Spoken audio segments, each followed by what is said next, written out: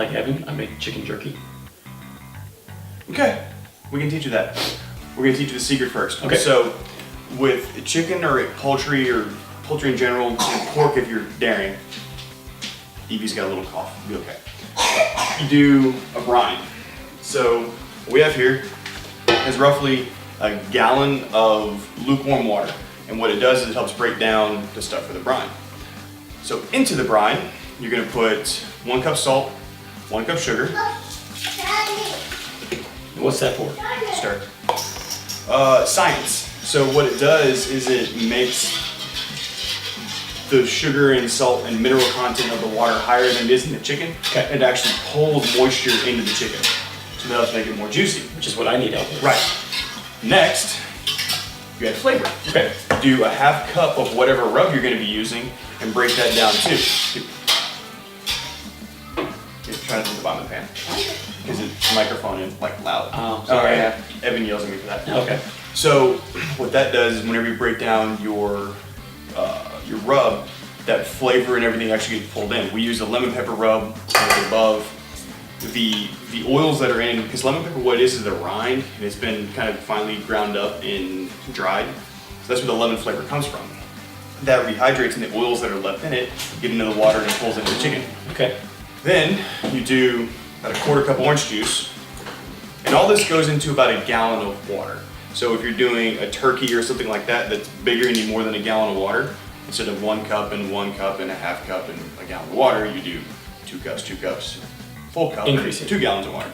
It scales well. You're gonna put in about 1/4 cup of orange juice. What the orange juice does is it breaks down the fat that's in the skin. Okay. And people say, oh, you break down the fat, it goes out of it. Yes, but it also makes it we have much more crispy skin too. Ooh, like that. Yeah. I'm gonna put this back in the fridge. Next, we're gonna add ice. Because your brine needs to be cold. Ice. More to do. Alright, so John wants whole chickens. So we're gonna do chickens 2 ways. 2 that are like beer can chicken, and we're gonna do 2 that are spatchcock chickens. So Spatchcock meaning? So spatchcock means we're gonna cut out the spine and lay the bird open. Okay. You can do this with a knife. It's more recommended to do it with a good pair of shears. If you don't have kitchen shears, invest. What does the chicken say? Alright, so once you have the spine cut out, chicken has a wishbone right here. Uh-huh. Same thing with turkeys. Okay. You're just gonna grab that. Break it. Yep. Pull it back. Did you make a wish? Yep. Yep, still 8 in the morning. And that's how it gets smoked. You've seen things like this at restaurants. Yes. Once you spatchcock it out, just drop it in the brine. Awesome. How long is it going to be in here for? 8 hours. 8 hours. Yep. And the other 2 are just gonna go in. Just like that. Yep. No nothing. So we can just making a mess on my counter. Oh yeah. How many birds did you get? 4. Ooh, look at that. Perfect. How many people is that feed? So 4 whole chickens will feed 8 to 10 people, depending on the people. Don't put the lid on. All right, so that's in the brine. You can go and leave this on the countertop. You can put more ice in it, keep it cold. That's about it. I also have a new toy I'm trying out for this cook. It's called a Pitmaster IQ 110. I'll let you know how it does. So we're gonna season these up. These were set in the brine for about 6 hours-ish. Whenever you pull them out of the brine, dry them off really, really well. You want a nice dry skin going onto the smoker because that's what helps crisp it up. That's also really important if you're frying a turkey. Same kind of brine that we did will work for a turkey. So, normal lemon pepper rub. Season them up. Those are all nice and seasoned up. Let's get these ready to go. So these are the spatchcock ones. Remember the ones we took the spine out, opened up? That's what these are.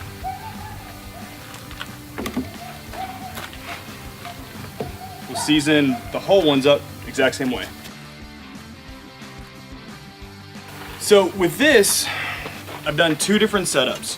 One, we'll do a regular beer can, and the other one, I found a green chilies can that was about to be expired, so I dumped it out, but I wanted the top lower. Because in theory, what this is supposed to do is as the moisture evaporates out of the can, it keeps everything nice and moist inside the chicken. But if the opening is at the top of the chicken, then the steam just escapes out. So I decided to go with something lower to see if it helps.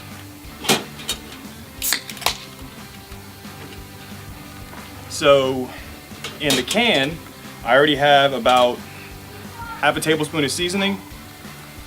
We're gonna put some of the beer in, some for the chicken, some for the cook. You just went whips on the can. Yep. So I have one that's already open. Already open. It's all good.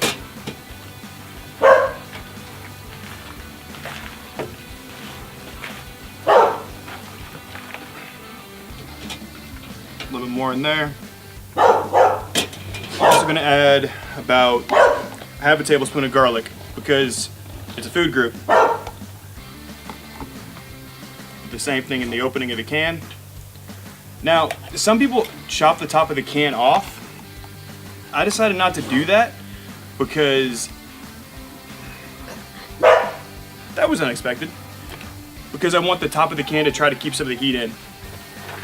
All right, so chicken number one, lift it up and ease it onto the rack. You can find these racks at most of your home stores, some grocery stores, things like that.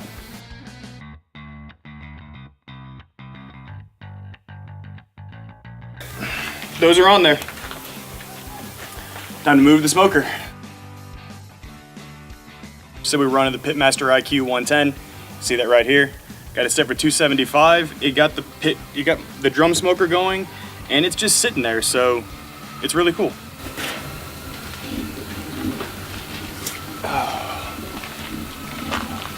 So let's put the spatchcock chickens on first.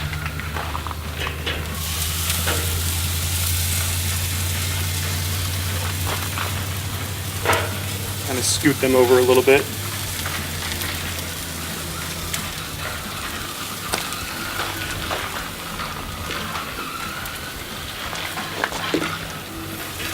This one down.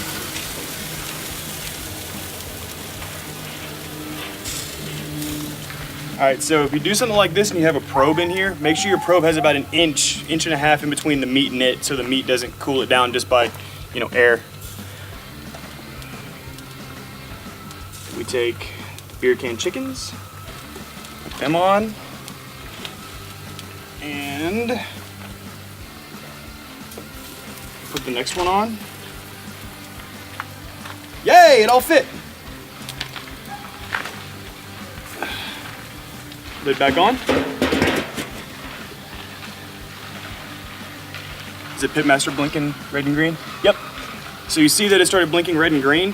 What it does is when the temperature rapidly drops, it assumes that the lid is off. So it's got a fan in there that won't spin until everything kind of stabilizes again, and then it'll raise or lower the pit to the temperature it needs to be. So I think it's kind of smart. We'll see y'all back in about 3.5, 4 hours. Remember, 275. Don't look at it, just let it go and do its thing.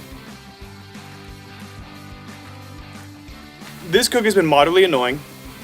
The chicken cooking it at 250, 275 should have taken about 4 hours. It took about 3 hours and 15, or no, took about 2 hours and 30 minutes. So I turned the heat down and been holding it for a little while because I wanted to get the skin color up. Everything, all the breast and everything is at 160. Some of the thigh meat is up to 175, 180. We are perfectly done at this point. So we're gonna pull these bad boys off. Hopefully without making a mess. Whew.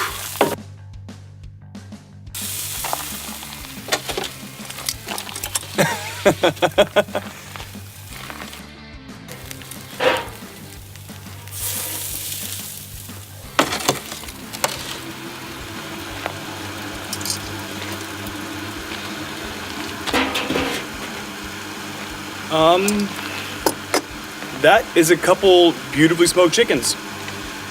So we're gonna take them inside where we have, you know, light, where you can actually see us.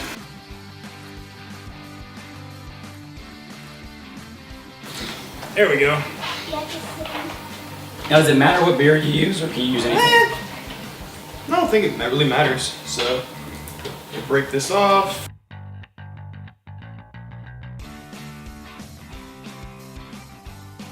So that's the full beer can. Okay. Try one of those.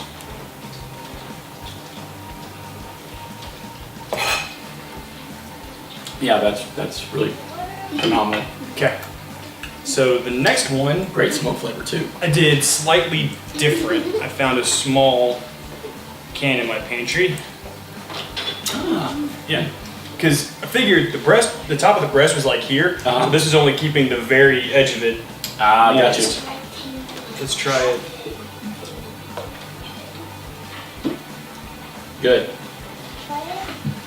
That's pretty moist. Yeah. If you like the juices like just running down your cheek, moist, yeah.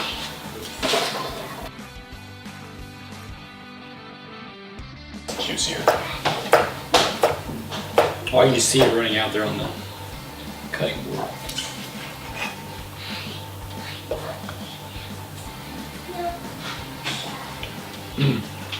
Yeah, much juicier. That made a big difference. It did. All right. So, wow. It's everywhere. Here you go. Okay. So we're doing beer can chicken. Find you a little half can as opposed to that. Just because cutting beer cans in half is a challenge. So, good. Fantastic. You gonna watch the video, learn how to do it? Absolutely. Awesome. All right. Until next time, learn and learn.